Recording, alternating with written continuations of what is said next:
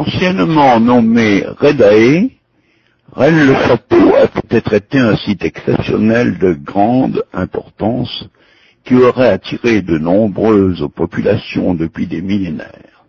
Ancien habitat préhistorique puis gallo-romain, il trouve vraisemblablement un développement important au Ve siècle sous les Visigoths, qui ne manquèrent pas de s'intéresser à sa situation privilégiée de place forte, offrant une élévation protective de 500 mètres et une alimentation en eau de source. Redae, à l'époque, aurait eu une importance attestée aussi grande, sinon plus que Carcassonne. L'idée que les pays de Rennes, les Bains et le château puissent renfermer un trésor n'est pas neuve. Des chroniques citent l'exploitation de mines d'or et d'argent dans la région, des chevaliers faux-monnayeurs employant de l'or local vers 1200, puis la découverte d'un trésor au fond d'une grotte à Ramberger. La découverte également d'une barre d'or de 50 kilos. Puis un agglomérat d'or et de pièces arabes dans du bitume. En 1803, la Bouisse Rochefort met en exergue cette histoire. Mais c'est dans les années 60 que se propage la nouvelle que la découverte d'un trésor a été faite par le curé du village de Rennes-le-Château, l'abbé Béranger Saunière. Cette découverte lui aurait permis de disposer de fabuleuses richesses, lui ayant notamment permis de financer des constructions immobilières importantes d'un montant estimé à 1 million de francs or. Toujours est-il que l'abbé Saunière, curé de Rennes-le-Château, fit procéder dans un premier temps aux réparations et à de nouveaux aménagements et décorations coûteux, aussi bien qu'étranges, de l'église du village et de son presbytère, acheta des terrains au nom de sa bonne Marie de Narnaud, fit faire des serres et des jardins. Enfin, il entreprit la construction de la tour Magdala sur la crête sommitale bordant l'oppidum romain de Rennes-le-Château, aménagée à grands frais de terrassement, ainsi qu'une importante villa nommée Béthanie. Il est ainsi rapporté qu'à la veille de sa mort, survenue le 22 janvier 1917, des suites d'une attaque, le curé aurait signé de devis pour de nouvelles constructions d'un montant de 8 millions de francs or. Pour un pauvre curé de campagne, sans ressources officielles autres que sa maigre rétribution de prêtre, cela amène à interrogation, ne trouvez-vous pas?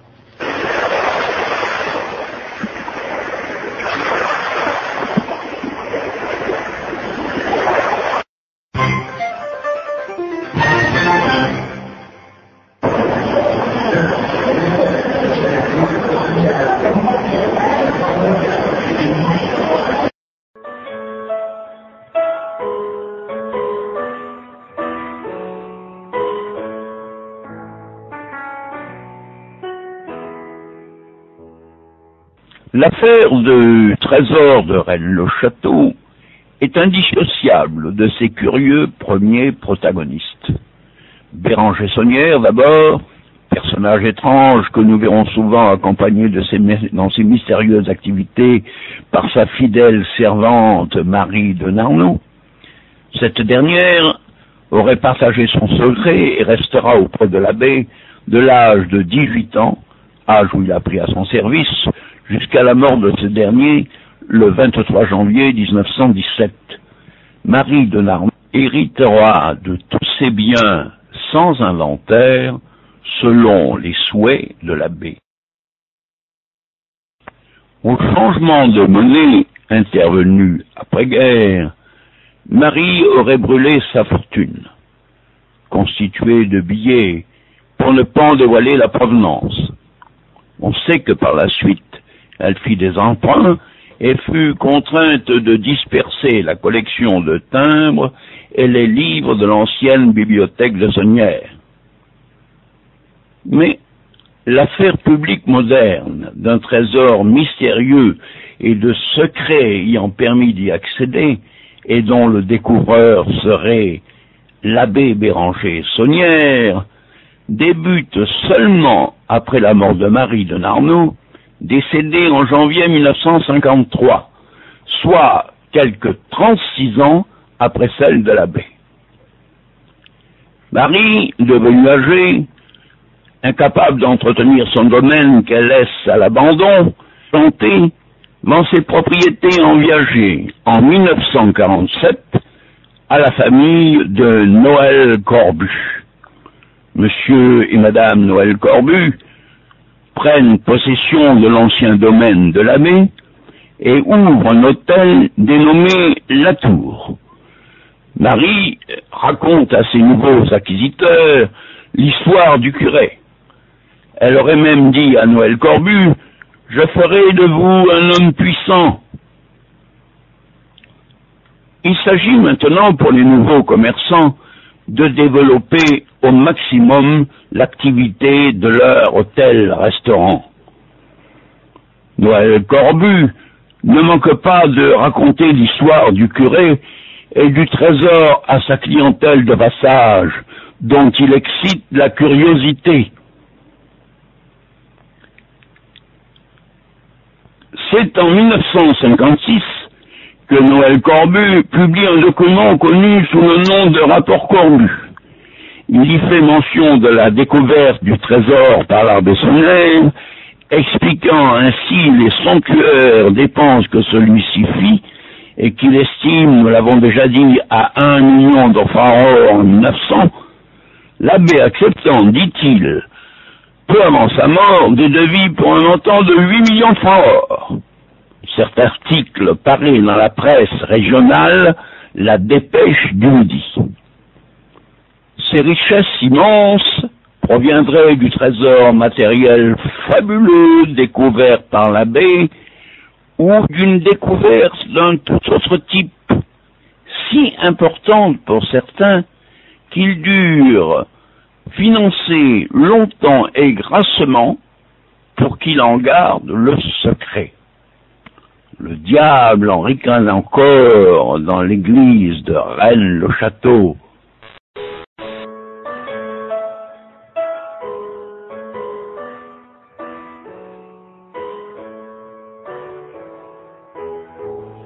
Nous venons de voir que l'affaire de Rennes-le-Château est prête à devenir publique.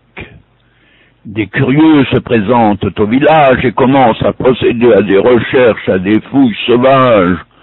Beaucoup logent bien évidemment à l'hôtel La Tour. Ces illuminés procèdent à des fouilles fantaisistes qui font rire les habitants du village, puis provoquent l'agacement.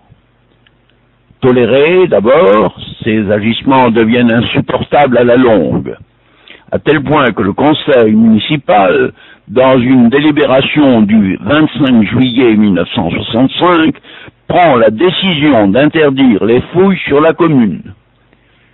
Elles se poursuivront par la suite, un peu plus discrètement, mais ne cesseront pas. 2 ans après, en 1967, le temps de se documenter sur place et de l'écrire, Gérard de Sède, écrivain journaliste, publie son livre « L'or de Rennes ». À partir de cette publication qui bénéficie de très larges tirages, la machine est lancée. Gérard de Sède a comme documentaliste un étrange personnage, Pierre Plantard. Plantard a fondé une association loi de juillet 1901 dénommée Prieuré de Sion et dont le siège social est situé à Annemasse. On laisse entendre que ce prieuré de Sion serait l'expression ressurgie pour l'occasion et posséderait un mystérieux héritage d'origine très lointaine, perpétué par des personnages célèbres et importants dans la vie politique, sociale, artistique, jusqu'à nos jours. Plantard agira toujours en sous-main et restera omniprésent dans l'affaire. Il est peut-être intéressant de noter ici que Pierre Plantard, dit de Saint-Clair, exerça longtemps la noble profession de dessinateur industriel dans une entreprise de Chambéry.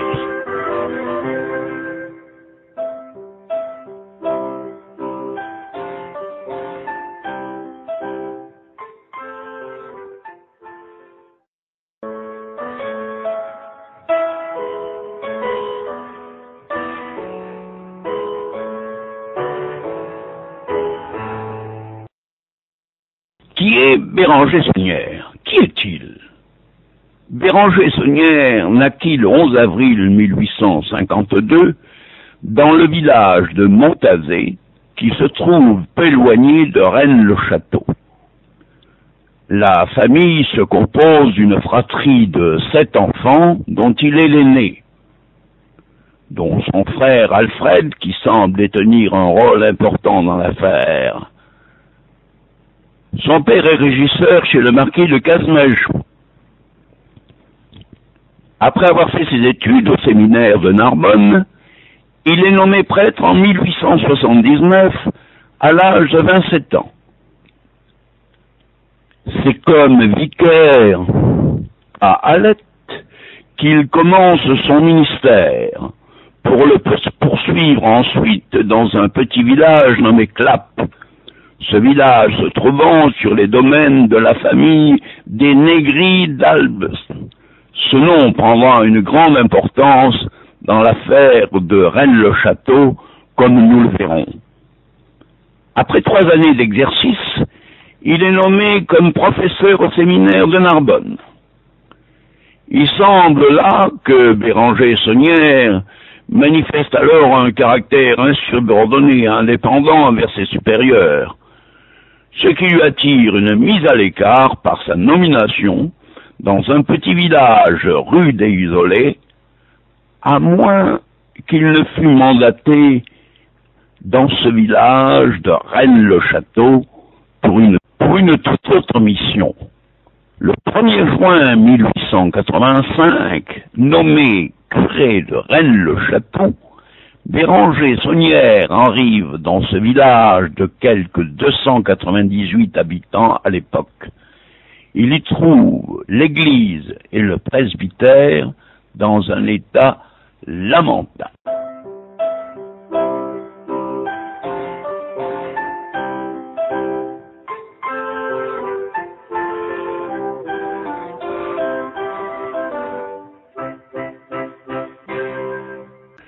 Donc notre jeune curé arrive dans le village de Rennes-le-Château où il a été nommé.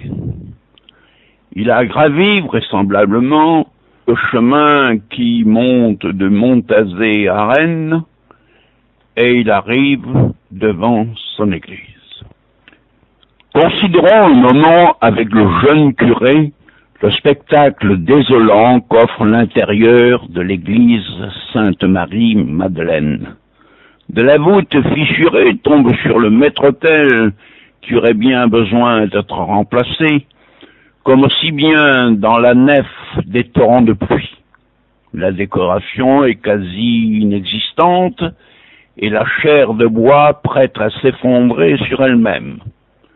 Dehors, le clocher menace ruine et le presbytère voisin indigne de ce nom ne peut l'accueillir. Cependant, une paroissienne, habitant bien entendu le village, nommée Antoinette Marre, parente d'Alexandrine Marre, mère de Marie de Narnaud, comme nous le verrons, peut lui offrir une hospitalité provisoire.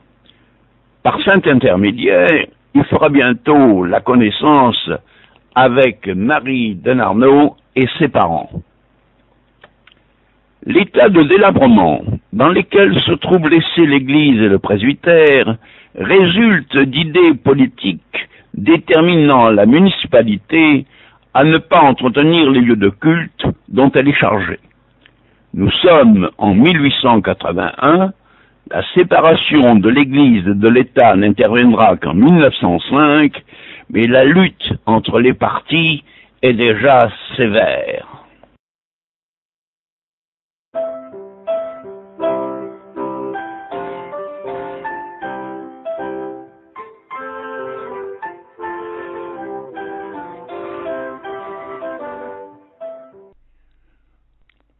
Vous venez d'entendre une conférence dans le cadre des dossiers Les Arcanes d'Arcadia, texte et audiotexte réalisé et présenté par Georges Gambino, téléchargé sur logifast.com. À la prochaine fois.